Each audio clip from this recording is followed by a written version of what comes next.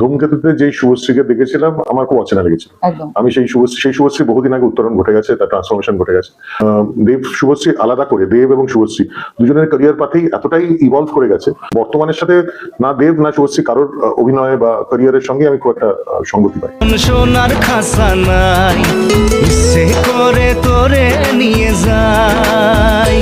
শুভশ্রীকে নিয়ে মুভি করছে সৃজিত মুখার্জি। শুভশ্রীর লহ গৌরঙ্গ নিয়ে এবার একটি নতুন প্রোগ্রামে দেখা গিয়েছিল পরিচালক সৃজিত মুখার্জিকে। সেখানে দেব শুভশ্রীর কথা জিজ্ঞাসা করতে যেন ব্যাকা উত্তর দিল সৃজিত মুখার্জি। সৃজিত মুখার্জির কথায়, আগে যে শুভশ্রী ছিল তাকে আমি চিনি না। আমি যদি কোনো ছবি কাস্ট করি তবে দেব শুভশ্রীকে একসঙ্গে নেব না, কারণ ওদের একসঙ্গে এখন আর মানায় না।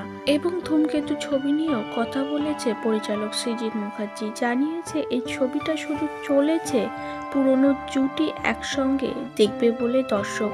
এই ছবিতে এমন কিছু অভিনয় করেনি শুভশ্রী গাঙ্গুলি যেখানে শুভশ্রীকে খুব ভালো লেগেছে। তার থেকে নিজেকে এখন অনেক বেশি আপডেট করে ফেলেছে সৃজিত মুখার্জির কথায় শুভশ্রী গাঙ্গুলি।